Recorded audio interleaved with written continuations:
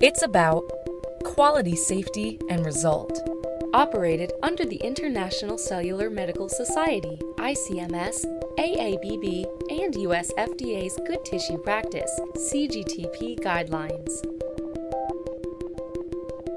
Board-certified physician specialists. Maximizing health potentials. It's all about quality of life.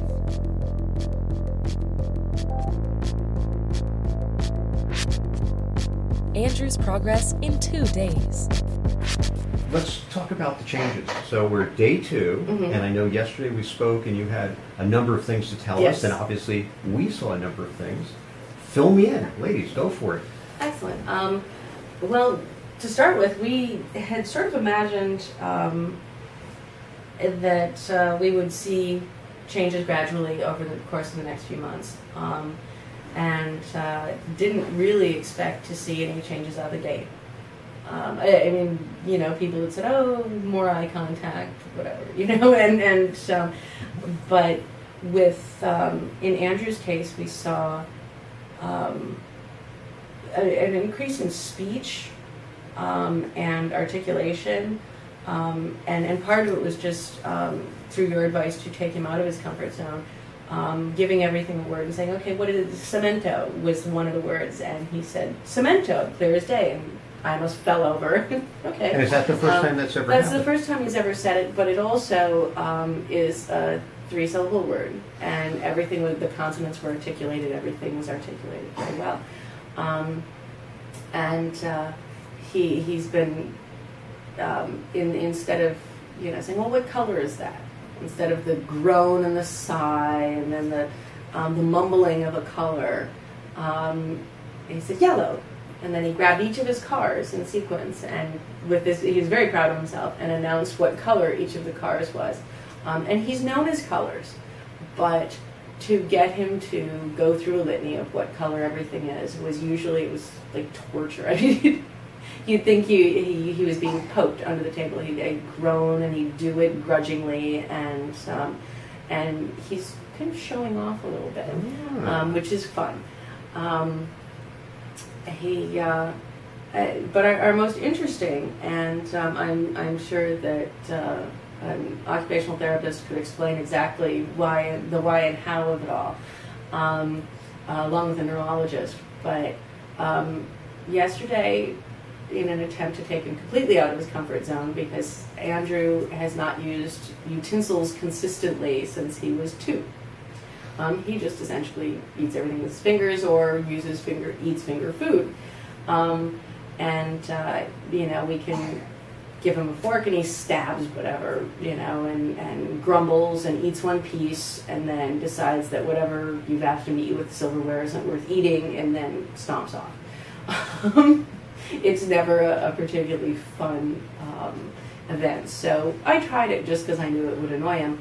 I handed him a fork, and I speared a piece of watermelon for him, and I handed it to him, and instead of taking it off the fork and grumbling, he popped it in his mouth and speared another piece.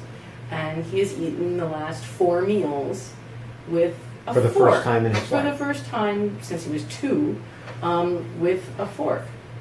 And handed me a knife and asked for hep cut.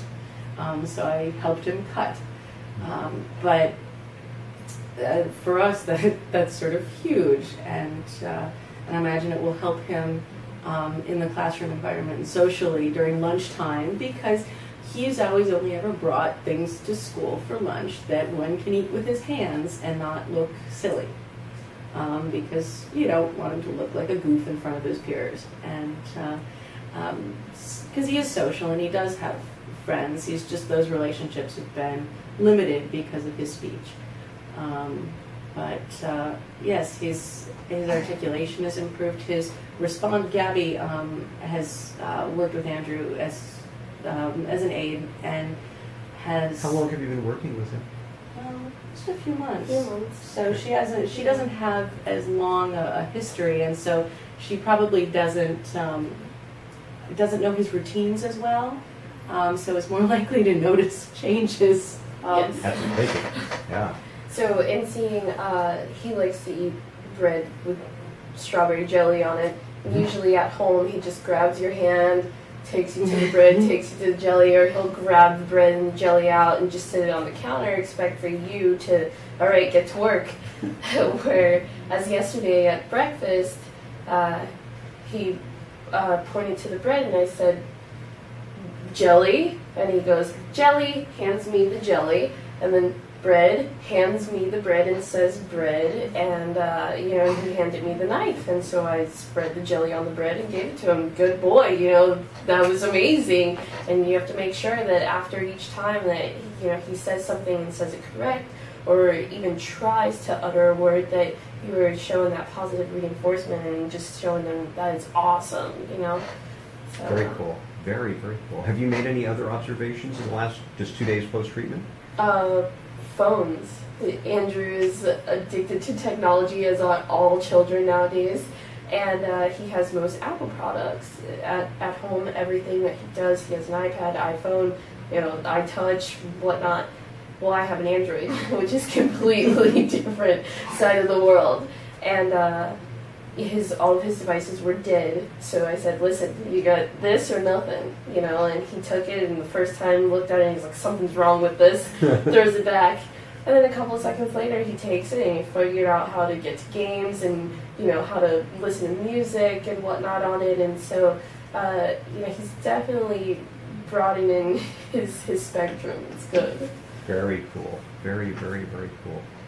His response time has been, Gabby had remarked about his response time, and that, okay, it's time for bed, take your shirt off, instant. And what did you see prior to that time? Puxy. Yeah.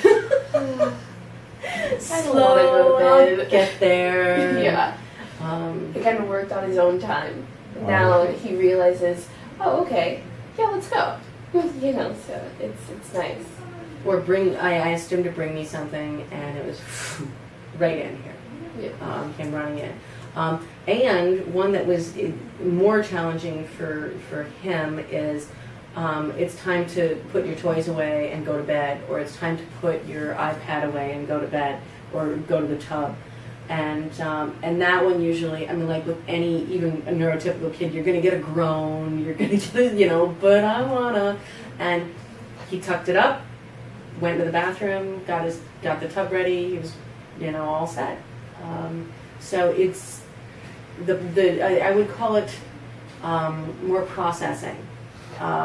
It is when you're saying something, it's being processed faster, and he is able to respond to it faster. And you've seen that in 2 days? In 2 days. Okay. That was, the first day. Yeah. Yeah. It was very surprising. Mm-hmm. And Gabby's worked with a lot of children over the course of the years, and so she is where I only have one child. I don't have the benefit of knowing what is neurotypical behavior necessarily, and Gabby sees more neurotypical children as well as ASD kids. So she has almost a better spectrum there to look at and say, okay, this is. Or she'll say, this is just little boy stuff to me. This isn't autism behavior. This is little boy behavior. And so that sort of thing helps. But her noticing the response times and different things that he's able to do with less difficulty helps. Yeah, and we kind of both look at each other and go, that's new. Write that down. Yeah, we have a list going. So you mentioned to me after day one, you actually sent me a quick email and you had a list of new words that all of a sudden occurred. Yes. So we'll definitely want to keep that as one of our journal pieces. Yes. Very cool. An email from Andrew's mother. Andrew is wonderful. Our whole family is thrilled. We're seeing a huge increase in speech and focus. The behaviors commonly attributed to neuroinflammation are minimal, in under 2 weeks. He's more connected than ever, and he's painting and dancing, reading aloud, and arguing. He picked out a navy shirt, and I asked him if he was going to wear the blue shirt, and he said, no, black. So I did a comparison and discussed the origins of navy blue. Not sure if any of you are fans of the show Eureka. Dr. Kadish, you may really like it. But I feel very much like the character Allison when she returned from a quantum glitch that had taken her to 1940 and her son was no longer autistic. It's more of a transformation for me than Andrew. Stunning. We at World Stem Cells LLC really appreciate it when we receive great emails like this from our patients. Help us help you. For more information, please visit www.worldstemcells.com or call us at 800-234-1693.